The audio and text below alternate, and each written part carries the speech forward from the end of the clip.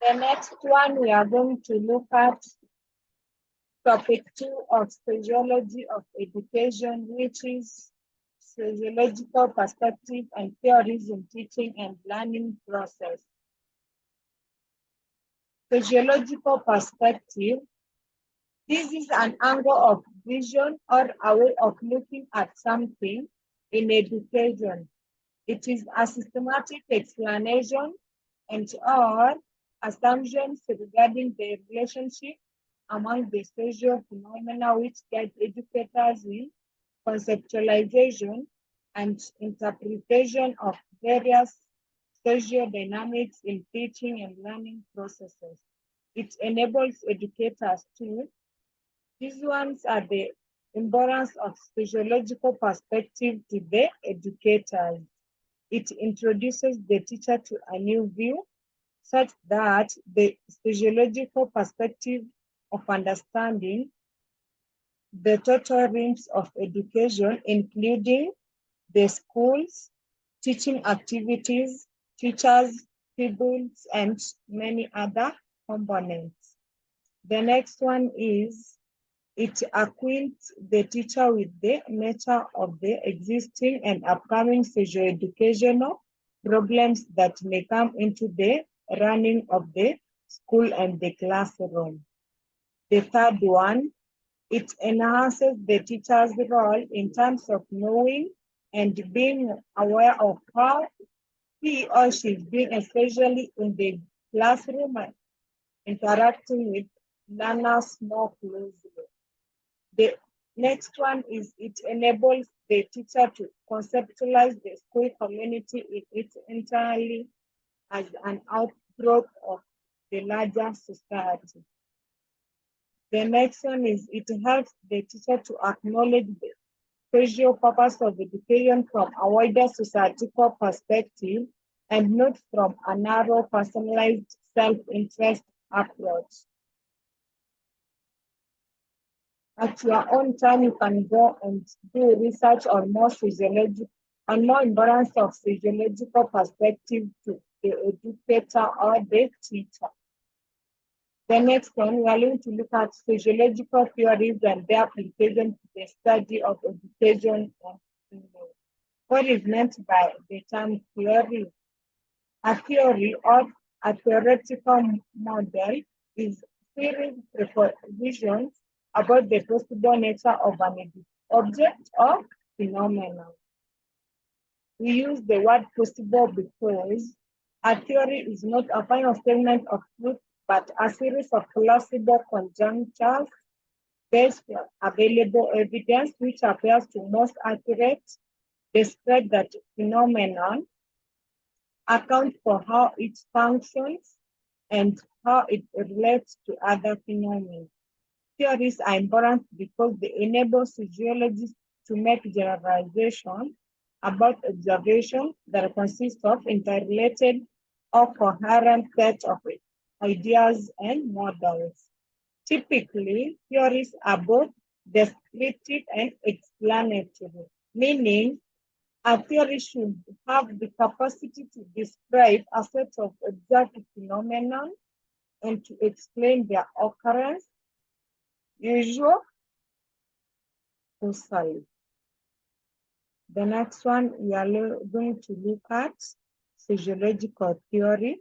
This is the first theory, whereby physiological theory emerges out of attempts to provide explanatory frameworks that link specific aspects of the social world to larger processes, thus helping us to contextualize them and to understand them.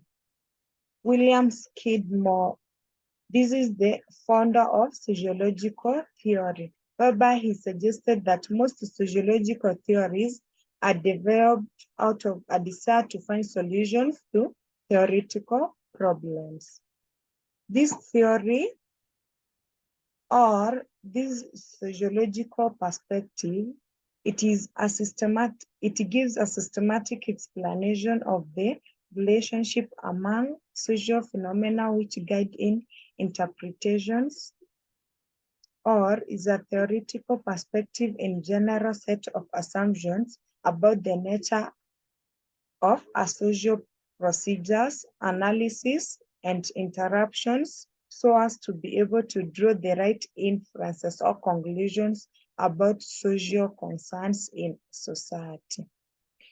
It is applied in school situation where the sociological theories can be used to appreciate issues concerning school discipline, drug abuse, academic performance, gender issues, and trans, which are the main sociological concerns in education.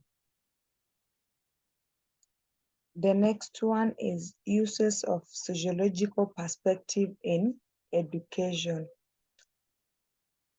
The first one is under uses, we are going to look at the uses of this sociological perspective in education to the teacher.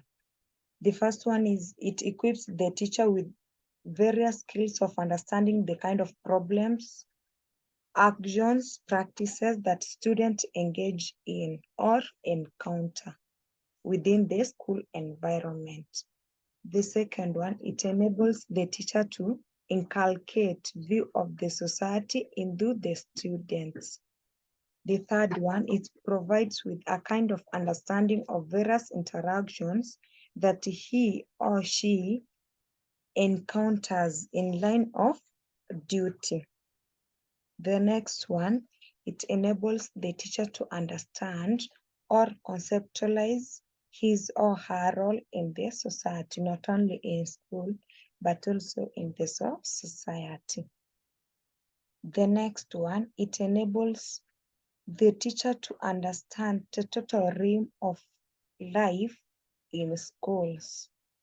There are many uses of sociological perspective in education to the teacher. We are going to look at examples of sociological theories and perspectives that are used in education. The first one is symbolic interactionism. The next one, labeling theory. Third one, the tabula rasa. The fourth one is the looking glass self-theory, role-taking theory, structural functionalism theory, and finally, the conflict theory. The symbolic interactionism, we are going to look at the theory and its application to education. Symbolic interactionism, this is a theoretical orientation which emphasizes the use of symbols as instruments of interactions among actors in the social world. It contains assumptions proposing that the social world is made up of symbols which human beings use as a means of social interaction. Examples of those symbols that are being used, they include language, gesture, rules, and regulations.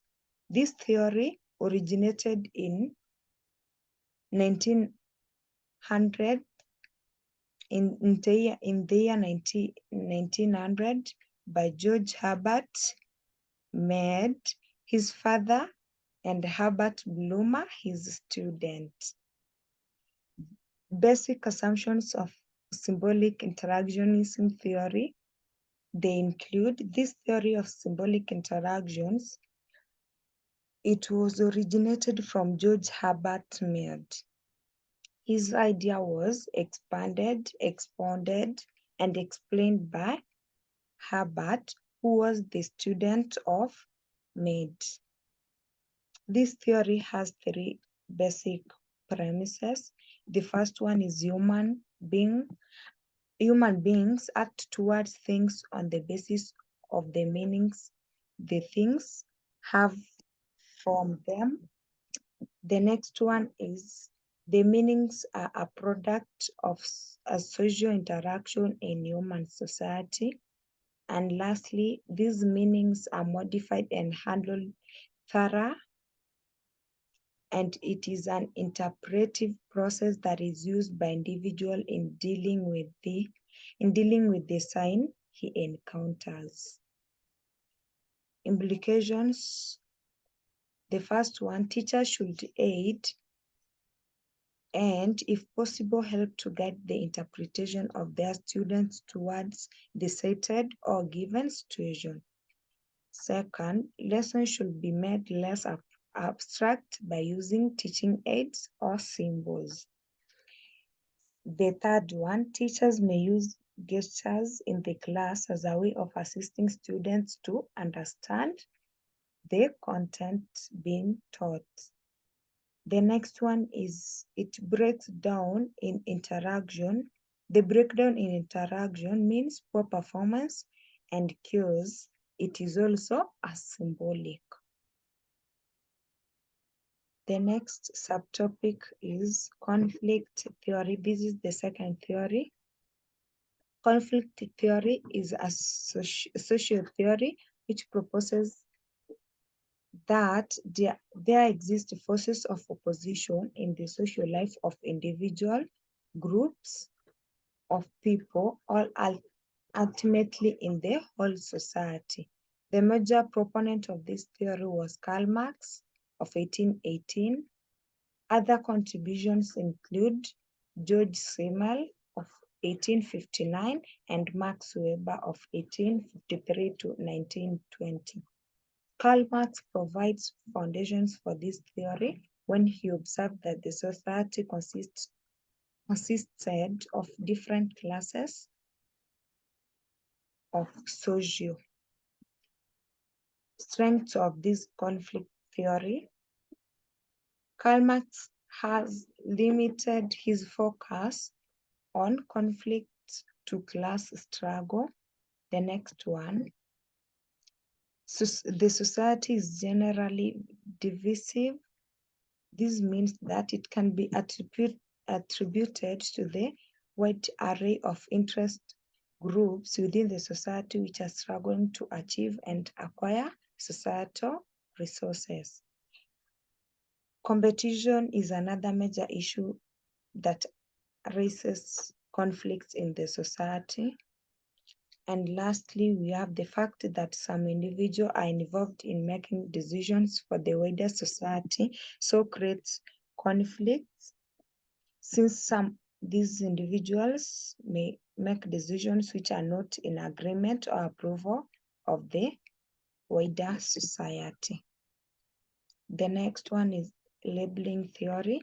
It focuses on the tendency of the majority or powerful to label minorities or subordinate staff. These categories of the people are likely to label each other as they interact. All sorts of labels are likely to be the less powerful. A label maybe is a tag, mark, or name. That is a description, meaning to someone or some actions, behavior, and character. This theory is defined as an orientation that explains the basis upon which certain individuals in society are seen to be different or out of the norm, are given tags or labels. Educational implications of labeling theory. The first one, students may be labeled based on perceptions of whether they are good or bad. The second one, in a school situation, students may be tagged or labeled based on academic ability, ethnic origins, cultural background, character, or the behavior, whereby we have the physical appearance, religious affiliations, and other factors. The next one, labeling can have negative or positive impacts on the students, affecting their self-esteem, behavior, or even academic performance in a process known as self-fulfilling prophecy. The next one is role-taking theory by George Herbert Mead. of 1863 to 1931. George Herbert was also a founder of interactions perspective, whereby we looked at socio-interactionism theory. According to George, seeing ourselves as others see us is the only beginning. This act of role-taking forms the basis of socialization process by allowing us to anticipate what others expect of us. Learning through role-taking goes through 3 stages. That is imitation, play, and gamification, the use of games. The next one, we are going to look at structural functionalism theory and its implication to education. This was developed by Charles Darwin, who came up with the evolution theory. According to Darwin, organisms develop from small to complex structure. Therefore, structural functionalism is based on the organic theory analogy. These social philosophers saw a similarity between an organism, society, and human body. The three, which are human body, organism, and society, have structures that function properly for it to be healthy. So is the society. Educational implications of structural functionalism theory. The first one is education system has evolved over time. This is seen after looking at various educational commissions since independence. The aim of these commissions is to be able to incorporate the new ideas, changes of the society. School operates as a structure with the hierarchy of positions. These positions must be well synchronized for them to function. The next one is there must be a coordinating office which ensures that duties are effectively done and not duplicated. And lastly, the head teacher's office should be seen to be effective in enhancing efficient provision of education to learners. That is the end of topic 2 of sociology of education.